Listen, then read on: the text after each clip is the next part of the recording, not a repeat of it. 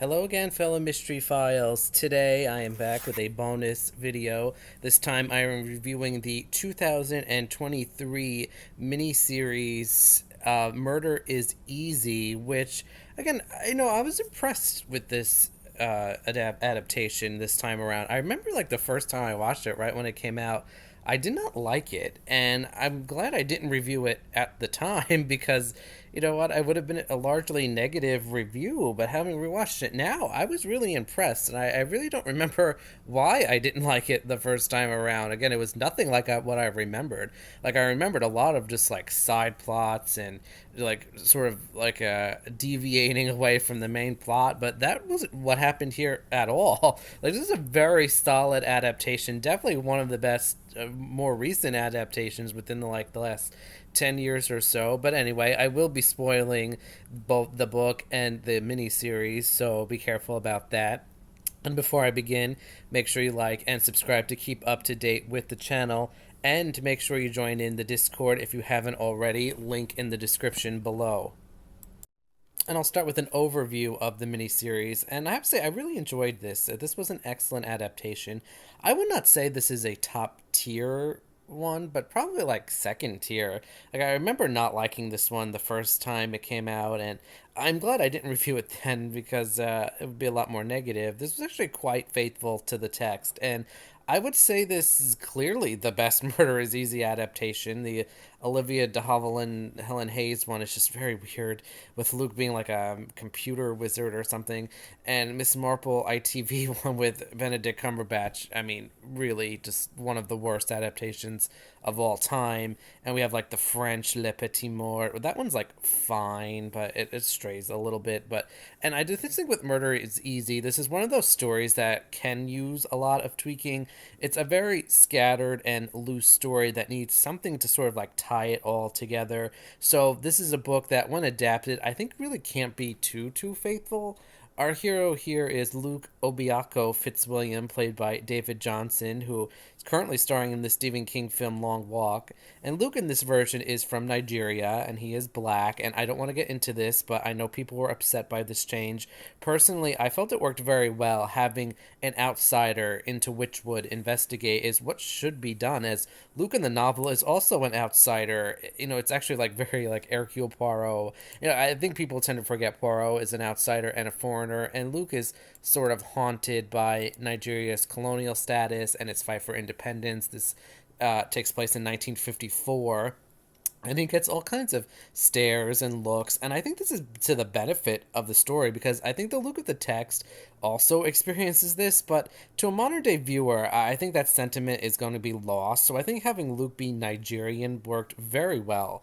And I also think Luke's past in Nigeria's colonial status played well into the themes at times. It wasn't perfectly fit in for sure, but I think it did a good job in comparing the class struggles of Witchward under Ash to the struggles of Nigerians. A lot of the plot is retained, which is so rarely the case for Murder is Easy. All the deaths are there, including the gross cat ear pus murder, which I just think is like a top 10 murder weapon. Although here the cat's name is now Algernon Jones instead of the much superior Wonky Poo. There's no Mr. Ellsworthy, but we do get like mentions of satanic rituals. Some of the deaths are a little different. They're in a different order. Dr. Humblebee is now Reverend Humblebee, which I didn't really mind at all. There's already a doctor. We don't really need two.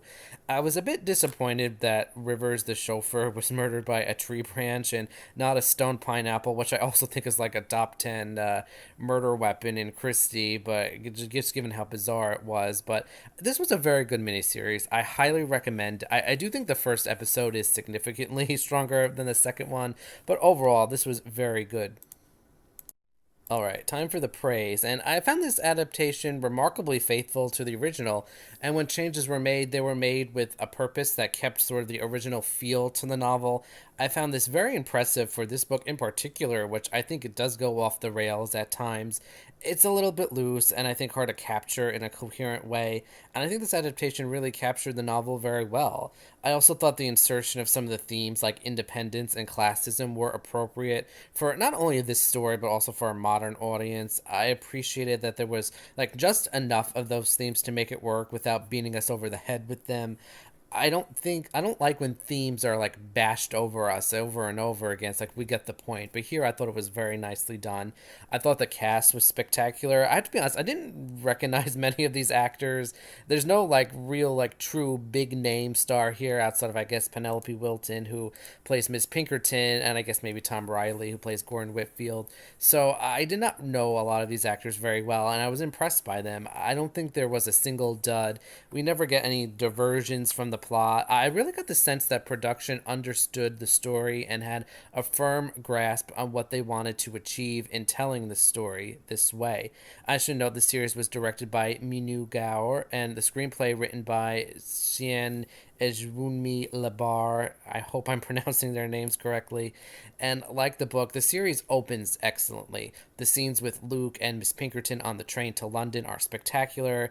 And then, they go bet on the Derby, or I guess Derby is what they say in England. I say Derby because I'm American. But, and then, Miss Pinkerton gets hit by the car. And it's an excellent opening. Penelope Wilton was so good. A shame she gets killed off pretty much right away. But I thought this adaptation gave the text the love and care it deserved. It remained faithful to the text, and when changes were made, those changes were coherent, fit the story, and generally well executed. And again, this miniseries never slogs. It remains coherent throughout. It doesn't really slow down at all.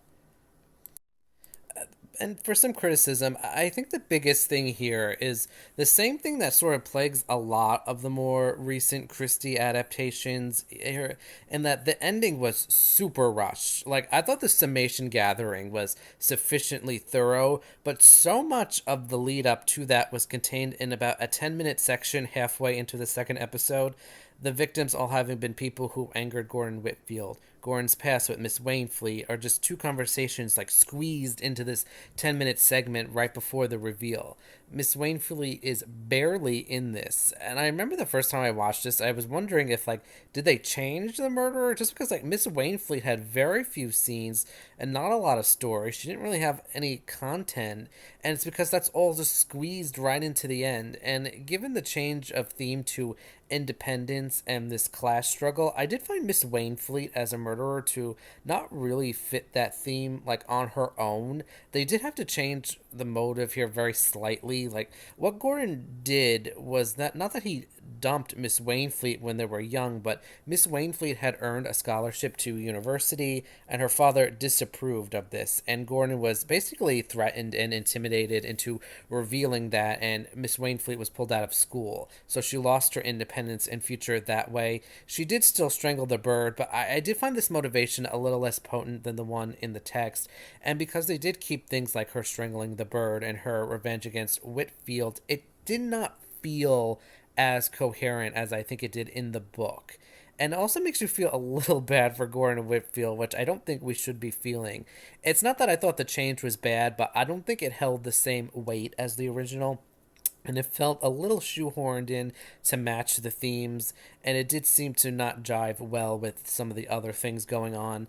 And I also found this subplot of Dr. Thomas advocating for eugenics to be a bit weird. He is courting Rose Humblebee, who is half Indian here, so it's just very strange he would be doing both of those things. Like, I thought it fit well into the story, but in terms of character, it felt odd and a bit of a straw man. And there was also like a weird oversight. I guess it's not really an oversight, but no one seemingly knew what happened to Miss Pinkerton. Like even after she's buried, they all just act like she died and didn't seem to realize that she was run over by a car and murdered until Luke brought it up about halfway through. And there's also, this isn't really a knock, but it really bothers me that there's like weird things happening with sinister looking food. This is very common in like the Sarah Phelps adaptations, which are much darker in tone. This one was very light in tone, but I don't know why it was here. There are at least two instances of Lord Whitfield cutting into food that oozes, and you get like a close up on it. Once with a jam cake and once with eggs. It felt tonally off, and I just like do not prefer this.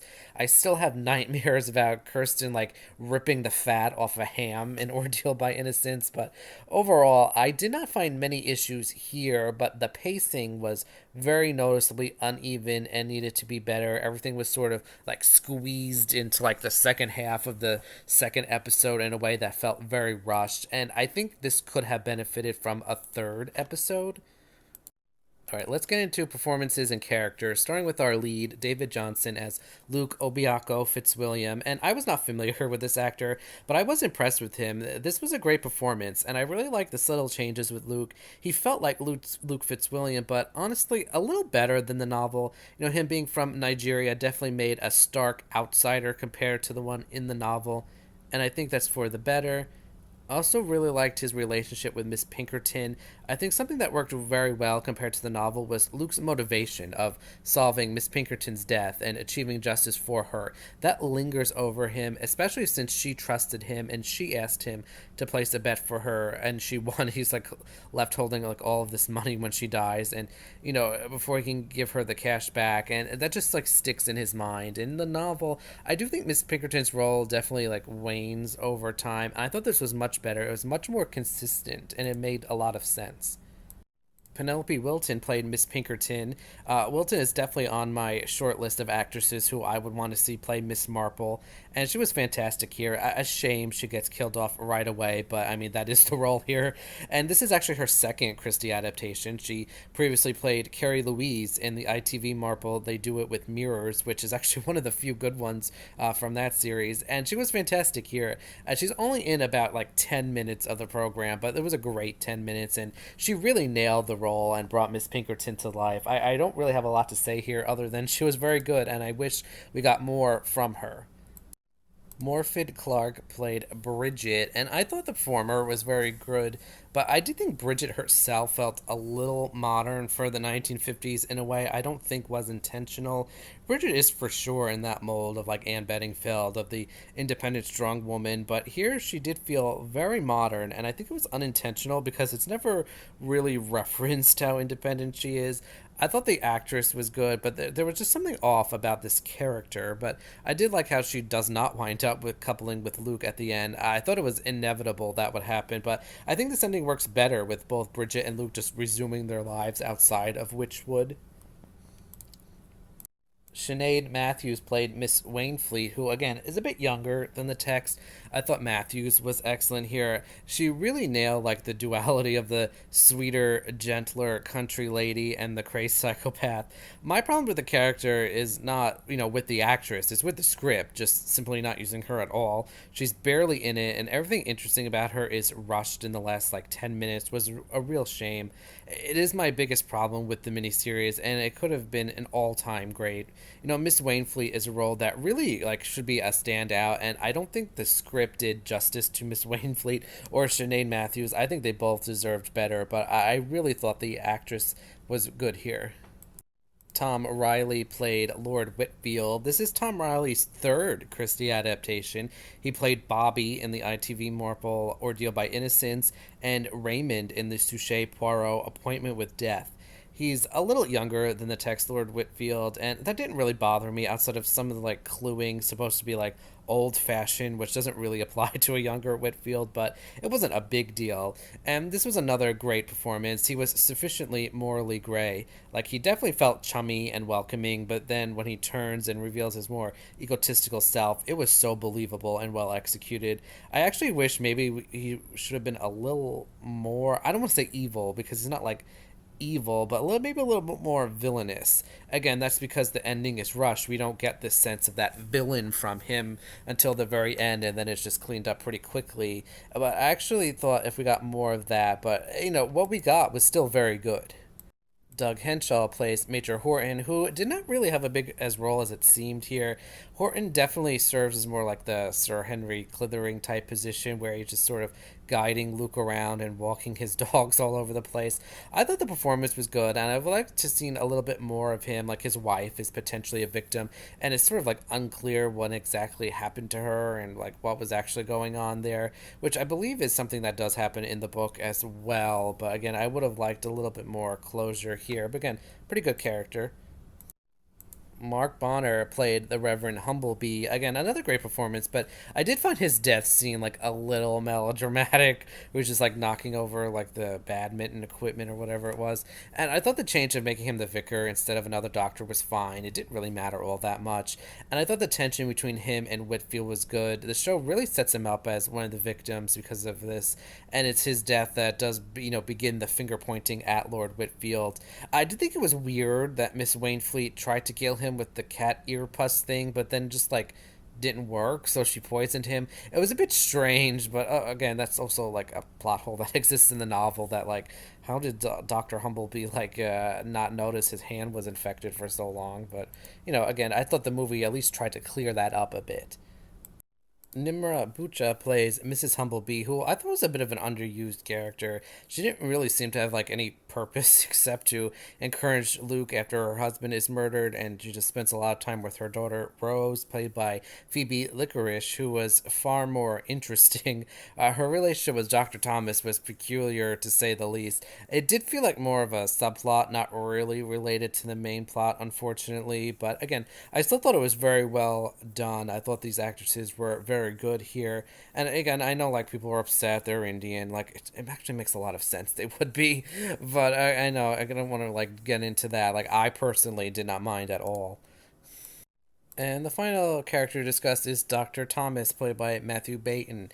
And this was strange. Like, Dr. Thomas was into eugenics, and this did feel like it was a little inserted into plot to cause drama and not really anything else. Now, it does make Dr. Thomas a prime suspect early on in our decoy killer, but it did feel very, like, obviously a red herring. It mainly served to cause drama between him and Rose, and it was just, like, strange. I thought it was well executed and probably true to life, but it felt like it wasn't really related to the overall plot, and it felt like it was just there to make a point that eugenics are bad, which, I mean, in 2023, we shouldn't have to make that point, so it was a bit odd, but it wasn't something that, like, really harmed the series, I thought. And that is it for this video. Let me know in the comments what you think about Murder is Easy, the 2023 version. And again, I thought it was good. I was actually surprised how much I liked it the second time around. And maybe I liked it the first time. I just simply didn't remember. But anyway, that is the video for today. Until next time, Mystery Files.